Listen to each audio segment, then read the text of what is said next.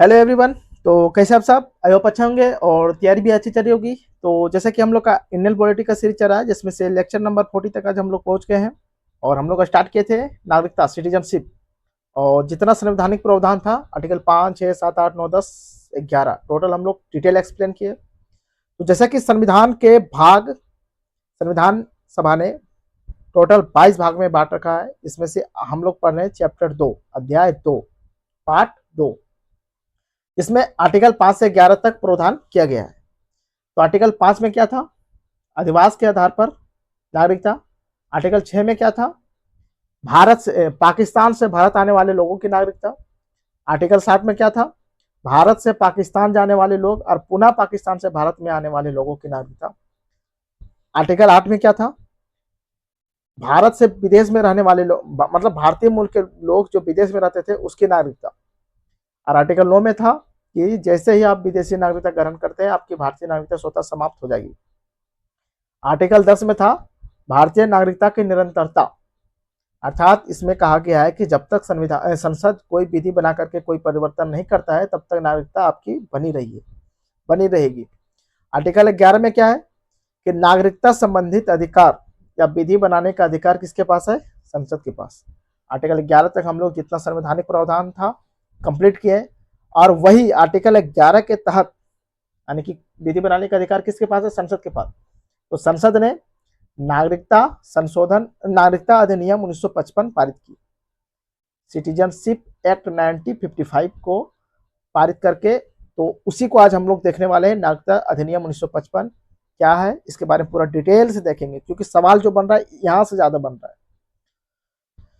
नागरिकता से अगर सवाल बनेगा तो यहां से बनेगा, फिर ओसीआई, पीआईओ, एनआरआई और नागरिकता संशोधन अधिनियम वहां से ज्यादातर बनेगा। तो देखते हैं हम लोग नागरिकता अधिनियम 1955 हेडिंग डालिए। इसे 2 पार्ट में कंप्लीट करेंगे हम लोग। आज देखते हैं जहां तक, क्योंकि ये पूरा डिटेल से एक्सप्लेन करना, कोई छूटना नहीं चाहिए, पूरा चीज को कॉन्सेप्ट क्लियर होना चाहिए एक एक पॉइंट। तो क्या है नागरिकता अधिनियम 1955?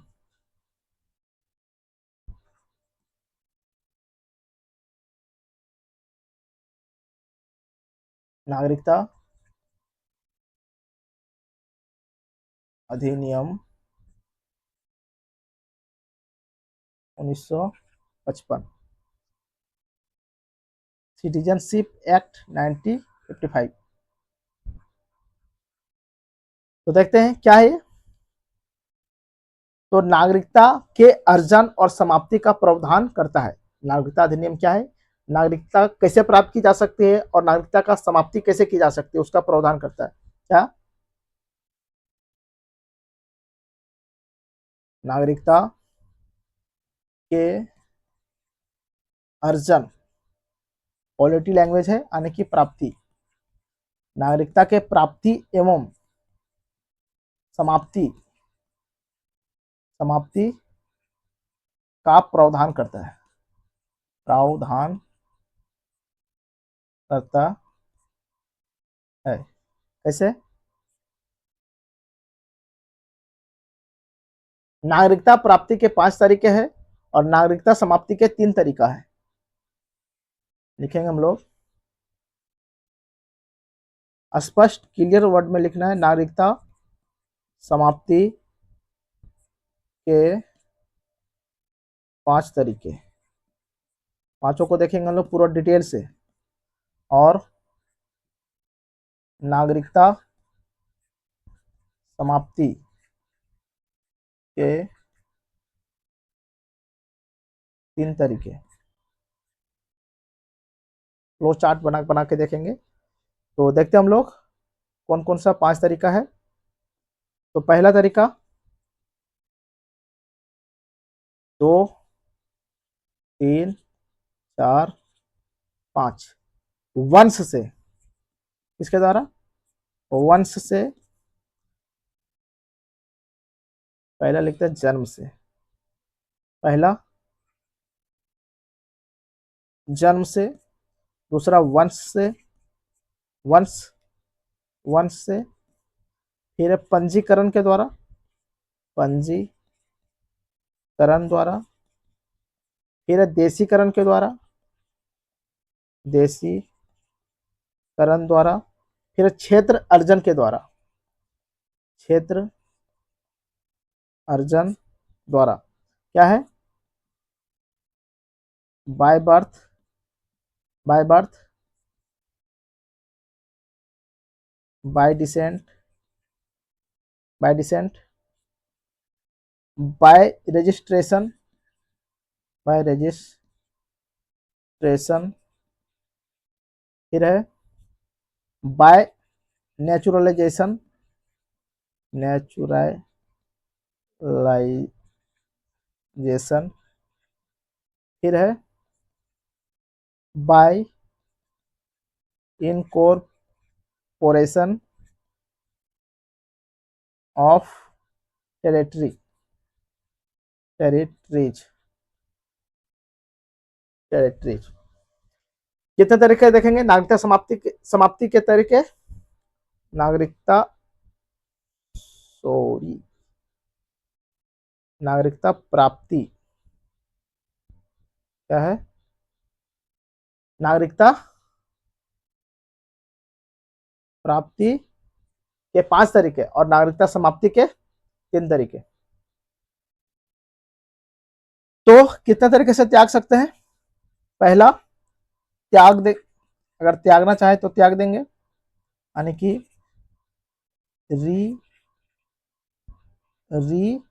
Renunciation, renunciation. फिर दूसरा है समाप्ति के द्वारा, समाप्ति के द्वारा टर्मिनेशन, टर्मिनेशन। और तीसरा है वंचना, वंचना, डेप्री डेप्रीवेशन, रिनंसिएशन, टर्मिनेशन, डेप्रीवेशन। आज हम लोग देखते हैं जन्म से, वंश से, देखते कहां तक पहुंच पाते हैं। जन्म से नागरिकता, पहले लिखिए जन्म से, जन्म से नागरिकता प्राप्ति, जन्म से यानी कि बाय बर्थ।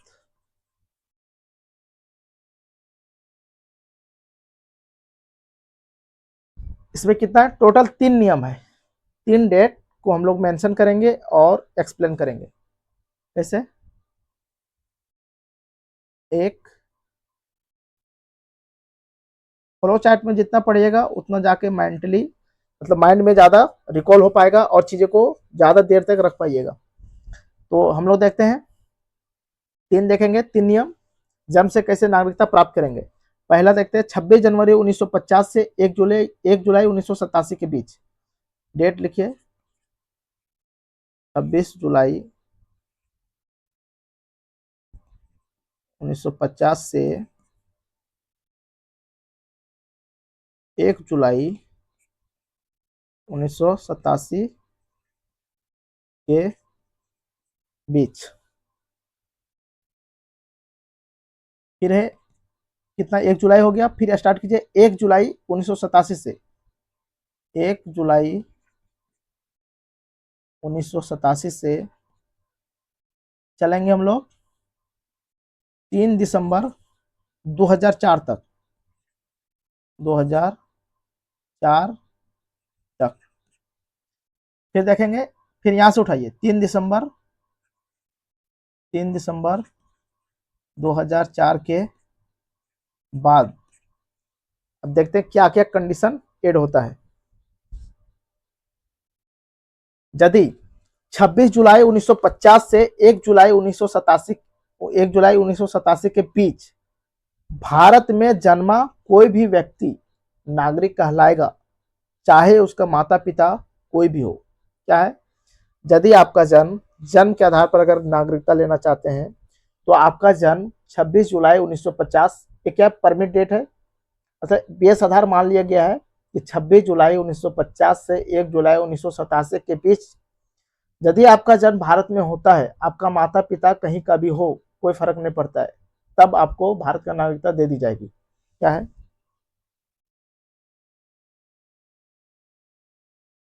के बीच भारत में जन्मा कोई भी व्यक्ति, के बीच भारत में जन्मा कोई भी व्यक्ति नागरिक है। भारत में जन्मा कोई भी व्यक्ति नागरिक होगा, चाहे चाहे उसके माता पिता कोई भी हो, चाहे उसके माता पिता कोई भी हो। दूसरा कंडीशन क्या है कि 1 जुलाई 1987 से 3 दिसंबर 2004 तक या इसके बीच तक 3 दिसंबर 1904 तक भारत में जन्मा कोई भी व्यक्ति नागरिक होगा यदि उसके माता पिता में कोई एक भारतीय नागरिक होना चाहिए। एक कंडीशन यहाँ ऐड कर दिया। या क्या किया कि उसके माता पिता कोई भी हो। तो इस तरह फर्जी तरीके से लोग मतलब नागरिकता लेने लगे थे। तो इसमें ऐड कर दिया, एक चीज ऐड कर दिया कि उसके माता पिता कोई एक भारतीय नागरिक हो। और यहाँ क्या ऐड कर दिया कि माता पिता दोनों भारतीय नागरिक होना चाहिए, और यदि एक भारतीय नागरिक है तो एक गैर प्रवासी नहीं होना चाहिए। इस तरह ऐड किया वहां पे। तो देखते हैं यहाँ पे क्या है। यहाँ के बीच भारत में जन्मा कोई भी व्यक्ति नागरिक होगा,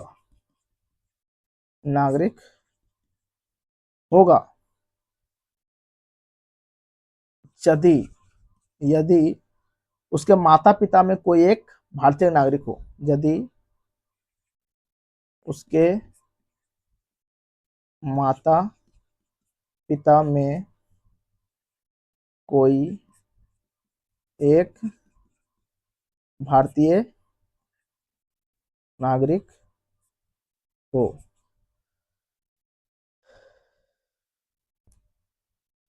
यहाँ क्या किया, उसके माता पिता में कोई एक भारतीय नागरिक हो, और 3 दिसंबर 2004 के बाद उसके माता पिता में कोई एक भारतीय नहीं, दोनों भारतीय नागरिक हो।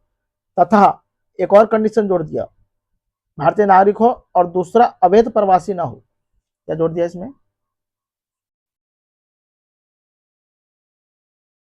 भारत में जन्मा कोई भी व्यक्ति नागरिक होगा यदि उसके माता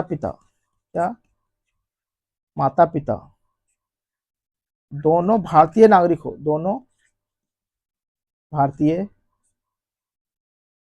नागरिक हो भारतीय नागरिक हो, या फिर दोनों भारतीय नागरिक हो तो कोई दिक्कत नहीं है, या कंडीशन जोड़ दिया, या यदि एक भारतीय नागरिक है, एक भारतीय नागरिक है और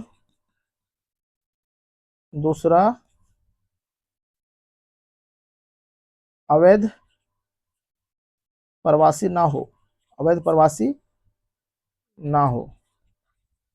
दोनों भारतीय नागरिक होना चाहिए। यदि एक भारतीय नागरिक है और दूसरा भारतीय नागरिक नहीं है, अवैध प्रवासी है, तो इस आधार पर आपको जन्म के आधार पर नागरिकता नहीं दी जाएगी। यानी कि दोनों भारतीय नागरिक होना चाहिए। अगर इसका सारांश लिखना चाहे तो लिखते हैं हम लोग, अगर एक वर्ड में लिखना चाहे तो यही नोट करते हैं, आगे नोट कर लेते हैं। क्या है जन्म से 3 कंडीशन जोड़ा गया। पहला, दूसरा, तीसरा। पहला क्या है, कब से कब तक, 26 जनवरी 1950 से 1 जुलाई 1987 तक। दूसरा क्या है, यहां से उठाइए, 1 जुलाई 1987 से 3 दिसंबर 2004 तक, फिर है 3 दिसंबर 2004 के बाद। क्या है कंडीशन इसमें, इसमें क्या जोड़ा, इसमें क्या जोड़ा, इसमें क्या जोड़ा, मतलब सारांश है जो एक वर्ड में हम लोग को याद रखना है।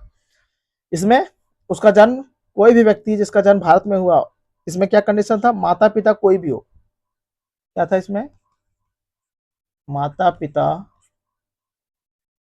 कोई भी हो, कोई भी हो। इसमें क्या था, माता या पिता कोई एक, कोई एक भारतीय नागरिक हो, कोई एक भारतीय नागरिक हो।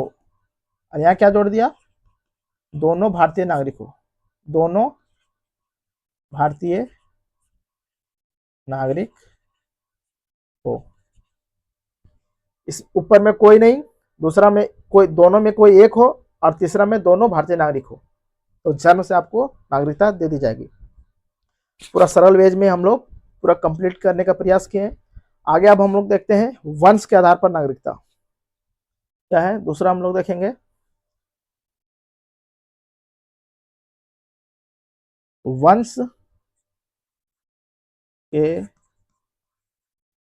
आधार पर नागरिकता, सिटीजनशिप बाय डिसेंट क्या है, सिटीजनशिप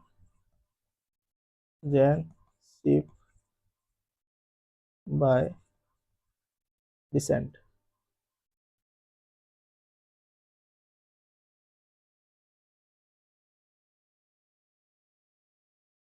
इसमें क्या होता है, भारत से बाहर जन्मे व्यक्ति की नागरिकता प्राप्ति का नियम बताया गया है।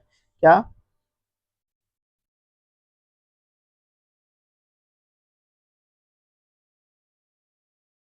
भारत से बाहर जन्मे व्यक्ति, भारत से बाहर जन्मे व्यक्ति की नागरिकता प्राप्ति का नियम, नागरिकता प्राप्ति का नियम। उसी तरह हम लोग फ्लो चार्ट बनाते हैं टोटल, इसमें भी 3 नियम देखेंगे और इजी वे में इसे भी याद करेंगे। पहला, दूसरा और तीसरा। पहला क्या है, 26 जनवरी, यहाँ क्या परमिट डेट, 26 जनवरी 1950 से लेकर के 9 दिसंबर 1992 तक, तब तक 1992 तक। फिर यहाँ पे 9 दिसंबर हो गया। अब आगे देखते हैं 10 दिसंबर, 10 दिसंबर 1992 से लेकर के 2 दिसंबर 2004 तक। अब यहाँ देखते हैं आगे 3 दिसंबर 2004 के बाद। चीज़ों को हम लोग सरल वे में कंप्लीट करेंगे। अब इसमें क्या क्या कंडीशन है ये चीज़ हम लोग देखते हैं।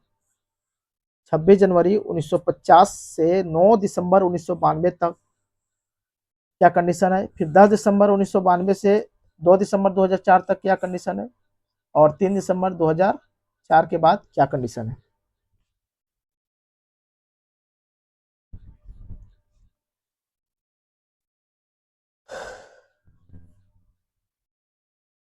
क्या लिखे थे यहाँ पे, भारत में जन्मा कोई व्यक्ति नागरिक होगा चाहे उसके माता पिता कोई भी नागरिक हो। तो यहाँ पे लिखेंगे हम लोग कि जन्म के, वंश के आधार पर कैसे नागरिकता मिलेगा, यानी कि 26 जनवरी 1950 से 9 दिसंबर 1992 के बीच के बीच भारत में जन्मा व्यक्ति वंश के आधार पर नागरिकता प्राप्त कर सकता है। के बीच भारत में जन्मा व्यक्ति वंश के आधार पर नागरिकता प्राप्त कर सकता है, कर सकता है।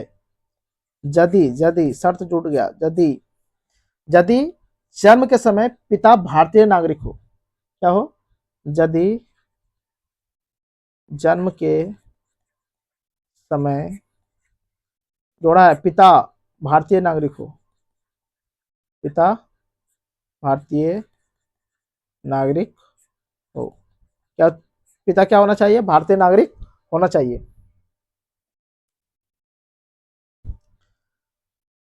फिर 10 दिसंबर के बीच भारत में जन्मा व्यक्ति वंश के आधार पर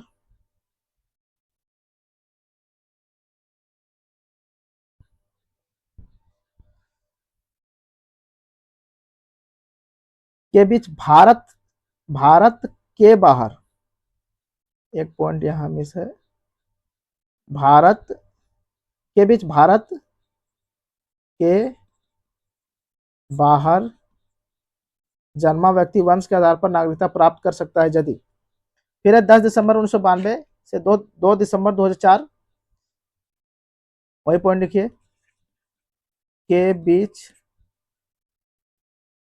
भारत के बाहर जन्मा व्यक्ति वंश के आधार पर नागरिकता प्राप्त कर सकता है, प्राप्त कर सकता है यदि, सब जुड़ गया, यदि उसके माता पिता में कोई एक जन्म से भारत का नागरिक हो, के बीच, इसमें क्या था, जन्म के समय पिता भारतीय नागरिक हो, इसमें जोड़ दिया यदि उसके माता पिता, उसके माता माता या पिता, उसके माता या पिता, या तो माता या तो पिता, उसके माता या पिता जन्म से भारतीय नागरिक हो, ये नागरिक हो, यहाँ क्या जोड़ दिया, जन्म से भारतीय नागरिक होना चाहिए। फिर क्या है, 3 दिसंबर 2004 के बाद,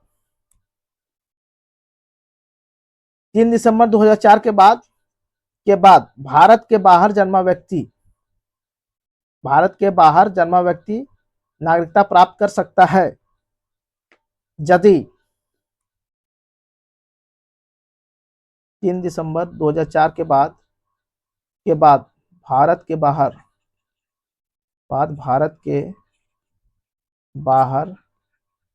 जन्मा व्यक्ति नागरिकता प्राप्त कर सकता है यदि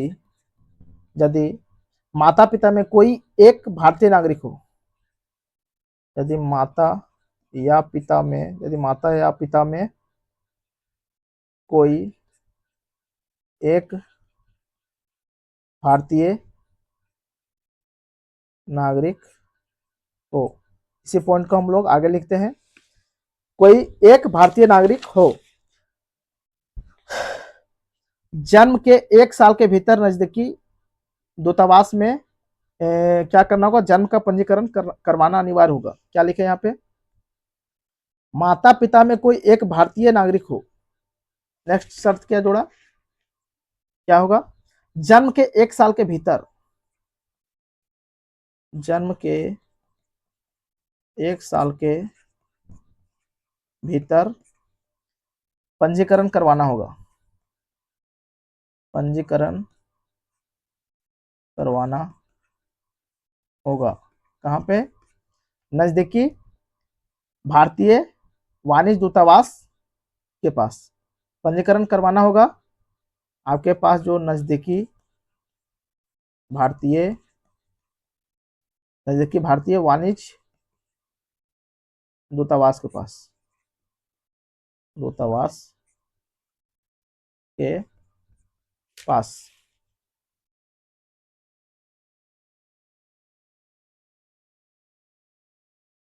जब पंजीकरण करवाएंगे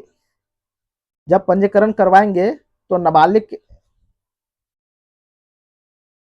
क्या लिखा है इसमें, पंजीकरण करवाना होगा।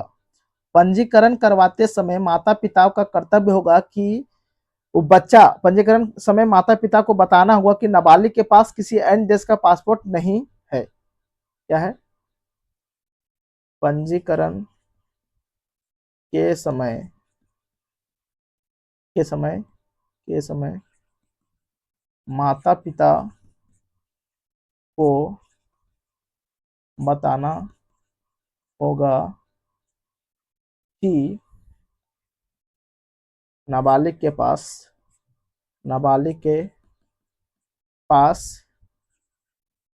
किसी अन्य देश का पासपोर्ट नहीं है। तो देख लिया हम लोग, आज इतना ही रखते हैं। जन्म के आधार पर, वंश के आधार पर देख लिए, 1 हो गया, 2 हो गया। अब बचा पंजीकरण के द्वारा, देशीकरण के द्वारा, क्षेत्र अर्जन के द्वारा। फिर कल के क्लास में इसे पूरा कंप्लीट कर लेंगे। तो आज के लिए इतना रखते हैं, मिलते हैं फिर नेक्स्ट क्लास में। तब तक के लिए अपना ध्यान रखिए। Thank you for watching. जय हिंद, जय भारत।